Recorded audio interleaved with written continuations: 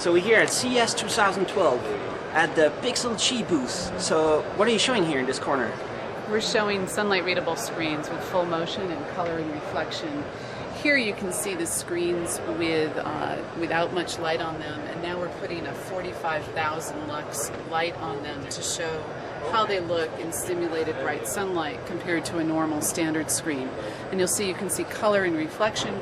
We've always had a little bit of color and reflection, but we've increased it on our new 10-inch 1280 by 800 screen. And our 7-inch 1024 by 600 screen started mass production in Q4 of last year, 2011. The new 10-inch is going into mass production in Q1 of this year, so this quarter. And of course, our old standby unit, the 10-inch 1024 by 600, has been shipping for a couple of years now. All right. So, what do you do to improve the colors in sunlight mode? Well, we've been working a lot on the color because people are very interested in having the color and reflection, and particularly from seeing things like GPS maps. So it's not full color, but it's a little bit of color, and it's much more color than you can see in a standard screen outside. To wit, I mean, this is what a standard screen looks like outside. It's hard to see much, but ours are quite viewable and quite colorful. You can see a movie on these screens outside quite comfortably. Nice. And you're also showing a bunch of demonstration tablets? Yeah. Do you want to see them? Yeah. Okay. Let's go over there. Let's walk in. So here you can see we've got very wide viewing angle now on our screens, and here's again the new 10-inch, 7-inch, old 10-inch, and here they're in a variety of different products. A netbook, a tablet. This is the HMTC tablet from Shizu. Let's see. I don't actually know what's going on here, but oh, I see. It was a canned demo.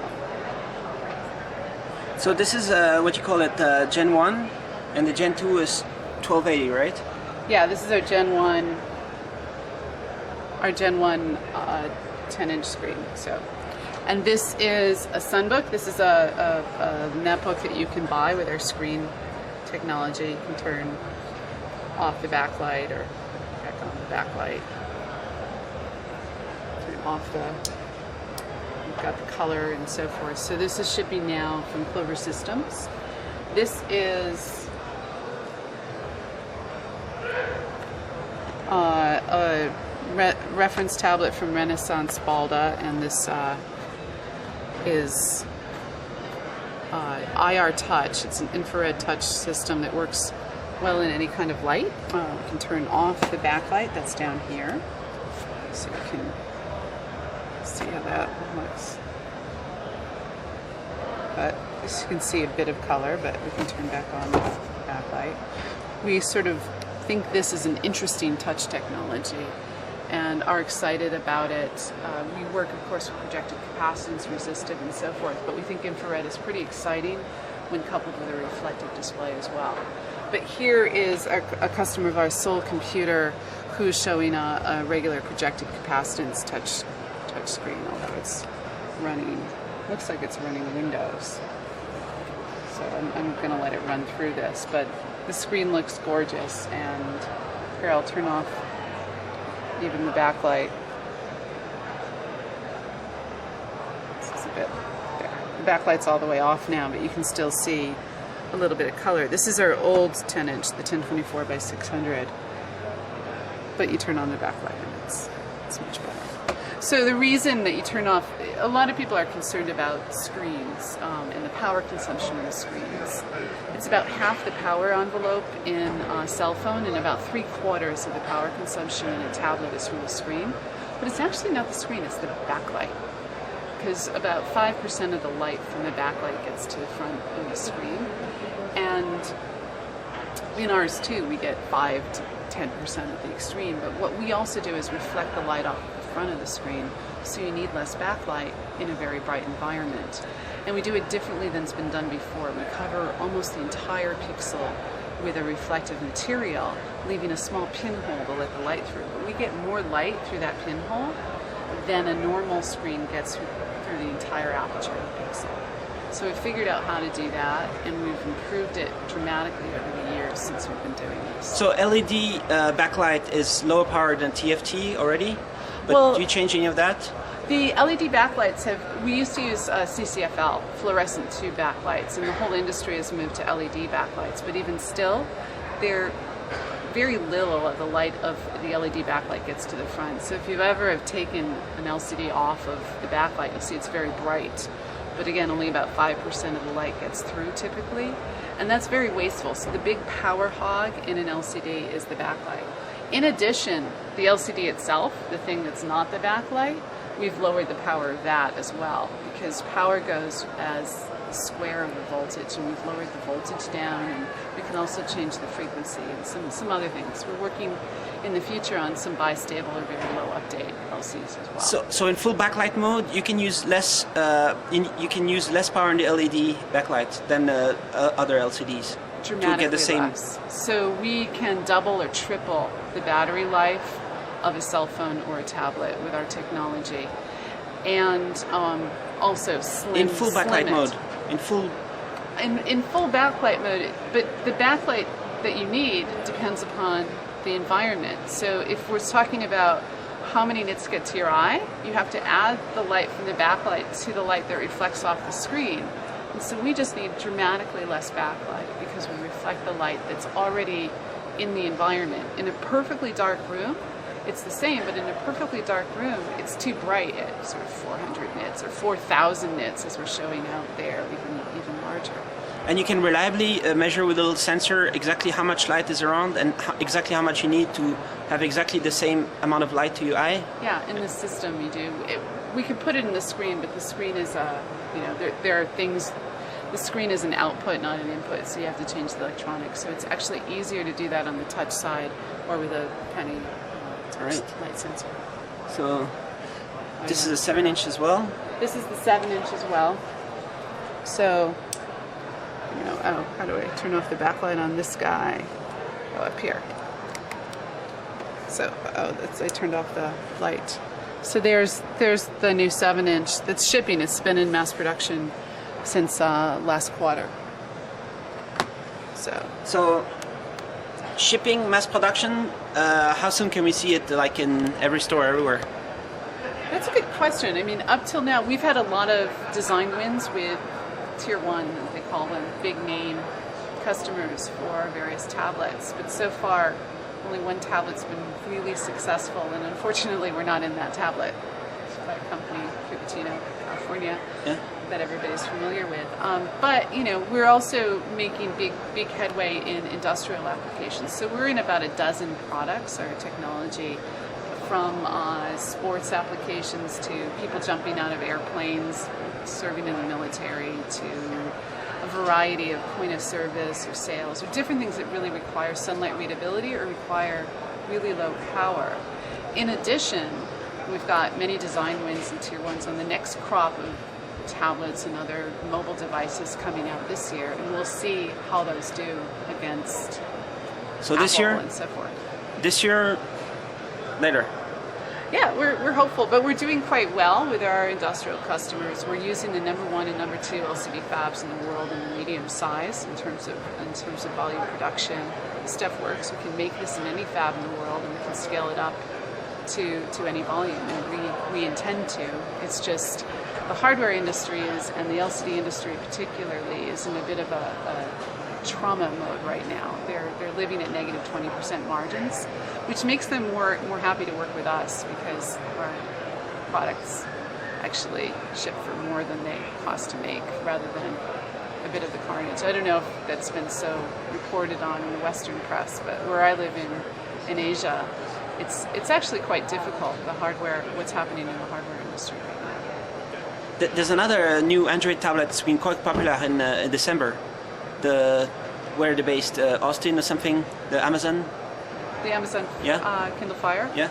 It'd be nice to see in one of these, like one of the big companies should come and sign an agreement and just put it there like the main... We can't talk a lot about what's going on, but that takes a 7-inch 1024 by 600, just exactly the size screen could fit in that quite easily. But we can't really Could it fit in the same price? If they make At 5 that- million of them. At that volume. At 5 million, for sure. It could be the same Well, price. you know, it depends. As I understand it, Amazon's losing money on every fire they. Yeah, some people say they lose ship. $8 or something. So- How much would they lose if they use Pixel 3 instead? Like $18, or it has to be more? Our technology cost is based on volume, so it's hard to say until you Okay. talk volume numbers. Cool. It has to do with takt time and how much takt time you take of the fab. So basically, to run our machines, we have to turn off the fab for a day, load in our chemicals, adjust the knobs, then run our stuff for a day. And so we have to pay for all of that takt time. And Yeah. that increases the cost. If you run the fab for a week with your recipe, it's much cheaper. So you lower the cost. Also, you can lay out the fab a little bit differently for our product to make the cost. You know, this technology went into the lowest cost laptop ever made at the time, and still the lowest powered laptop. So it works. We can make it at very low cost, but it's a function of cost involved. How about the lowest cost tablet that was just shown, the XO3? You're going to make 8-inch? It's an option for the XO 8-inch. So OLPC wants to use our 8-inch 1024 by 768. So if somebody orders a big quantity, you'll be able to do it? Yep. Just absolutely. they just call you and you can do it? How does it work? Yeah. Yeah? It's that fast. It's that easy. Is it also going to be 1024 by 768, or it could be even more if it's 8-inch? The resolution, the 8-inch resolution of the OLPC new tablet is 1024 by 768, 8-inch diagonal. But when you use Pixel 3, is there something about that actually your resolution is more than what a normal It SE? is, but the way you drive it, since the motherboard would stay the same, you can tweak with subpixel rendering in a better way. So the actual resolution of the fonts is different, but the number of picture elements and subpixel elements is the same. The issue is that subpixel elements can actually stand on their own and be full pixels in certain modes, where that's not possible in traditional transmissive LCD. So you can as much as triple the resolution, even with a standard RGB stripe layout, if you will. How about the Indian Minister of Education, the Akash project with they call it $35 something? Shouldn't they just call you and put this in? And that's actually a requirement for them, I would think. They need to have a battery power that lasts and stuff like that. Could it fit in there if they really are serious about making millions of them? Any size, any shape LCD, so sure. But that's the size for them, 7-inch. They should just... Is it 1024 by 600? Not sure, but 7-inch. I think they use 800 by 480, By but 480 probably, Yeah. cost reasons. But yeah, I mean, we can make any size in any volume. Okay. In order to we're the first fabless LCD company really in the world, at least that we're aware of. And in order to get the fab to do it, a typical fab, a small fab, ships 1 million units a day. And so just to sort of get a design in the fab, we need to show basically strong commitment from a customer for at least 500,000, 1 million units just to do the design. And so that's really the bottleneck. We can't just, it takes a couple million US dollars to design one of these. We make all new, full custom design of the masks, of the materials, of everything to get the performance we're able to get. Nobody gets the type of performance in terms of power, sunlight readability, low eye strain that we get. But it does take some investment, and in order to get the fab to run our mask set, we need a customer to commit with an intention to buy some volume. It was amazing. The Kindle Fire in 1 month, 5 million units. Yeah. So it's just a question of them deciding to do it, and somebody like that could do it. Like if they really invest 5 million units, you can just do it. But it takes 6 months, so it takes some time. Well, the team at Lab 126 has been working on this area for a long time. So it's a culmination of a lot of their thinking, and a lot went into, I'm sure, the decision on the architecture that came to be. I think, I've seen it. I think it's a pretty cool product. We'll see how it does. It's a one-handed reading, I think, is really key. The 7-inch tablet the 10-inch tablets are really too heavy for reading with one hand. And so as you really are thinking of a primary reading, long-form reading device, you want to be able to hold it with a single hand. And that 7-inch seems to be the right size for that. So we'll see how this product does.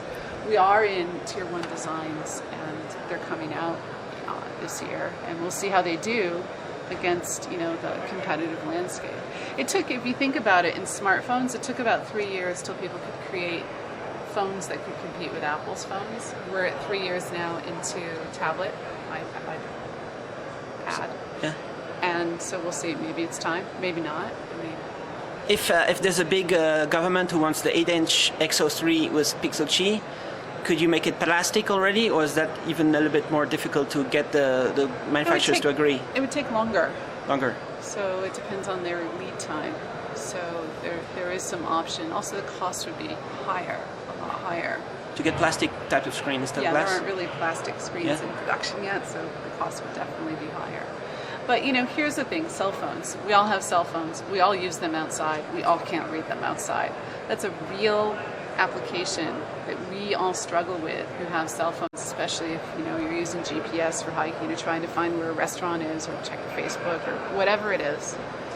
And we can't see them outside. And so that's something that we could You should fix definitely be in right that away. size. Yes. Right away. What do you mean right away? Right away, we should be in that size. Like. But we've got these new products now. I'd like to make a cell phone size. I'd like to make a full-size laptop size. But it is. We do need to show so if there's a viable customer. So if there's a Pixel Qi smartphone, it'll last twice as long as a normal screen. The smartphone will last twice as long. Maybe. A lot of the detail. Sure, that's 3 times. Well, we did. The Exo laptop is still 10 times lower power consumption than any other laptop. So you can do dramatically lower if you really think about clever architecture and design of the insides. I'm not talking about just styling the plastic housing on the outside or molybdenum, but really good hardware design can massively lower the power consumption to the point where alternative energy can kick in, where a small solar panel really could power the device, the cell phone or others. The radio is another issue with that, and how much you use it is an issue. But someday, I think soon, we have to get to the point like we've already hit for many decades now with calculators, where you don't need a battery in your calculator, it's just on, right? And my first calculator, you had to put batteries in, and for a long time it's just a solar panel. So we should get there in devices in 5 to 10 years. I hope it's closer to 5. Cool. No more batteries. Oh no, a few no more small batteries. Why? Small. It'll take a while, but I think the industry can get there. Yeah, well, the batteries might store some charge to give it a little bit of oomph when there isn't much light, that type of thing. All right. And so what are you showing here? This is different types of touch, and you can see, just to show different types of projected capacitance touch with different price points and different qualities. You can probably turn off the all the 4 are capacitive? Yeah, projected capacitance. So what does it mean? Now I'm turning off the backlight so you can see some of the differences in performance. They are all slightly different and they're slightly different capability. I'd like to fast forward through this video. It's hard to see it on this background. So here you can see it has a little bit more mirrory. Yep. And here it gets a little bit more glossy. What do you call it? Matte? Anti-glare. Yeah, matte. So there's just different... depends. We use it to talk to people about what kind of touch they want for their screen. So we work with a variety of different touchscreen vendors who can provide a variety of different solutions. How many different types of what's called capacitive touchscreen technologies are there? Just 4 or like 200 or Thousands. Thousands. But we talk about it because our screen is reflective. You actually have to care deeply about. It's really hard to see because there's no light. It's in reflective mode, and we've turned off the backlight. So let me, if you want to, the front light. Yeah.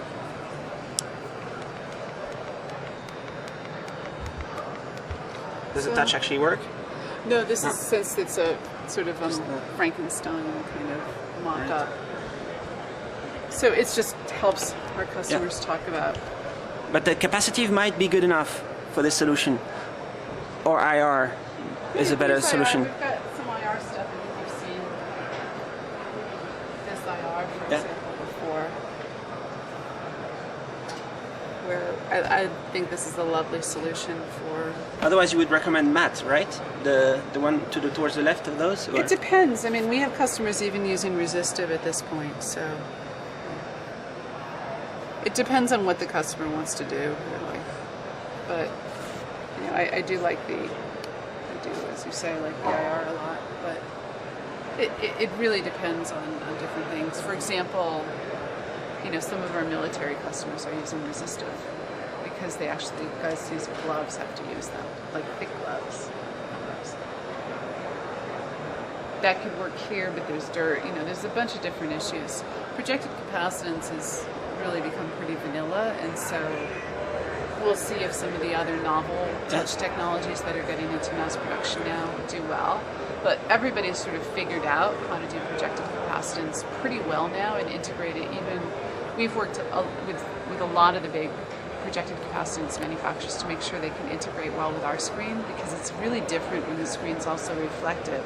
You really don't want to put something over a screen that affects the performance, because the light has to go through the touch screen once, hit our screen, and then come back out. So it's a double hit, if you will. Let's say the touch screen's 80% transmissive. It's 0.8 times 0.8 or 0.64. You lose a third of the light in that transit if you're not careful. So you really want to make sure that you're looking at where the stray light goes and match the different boundaries. It's not difficult, but you just tell them a few issues. So some other amazing things you're working on in the lab?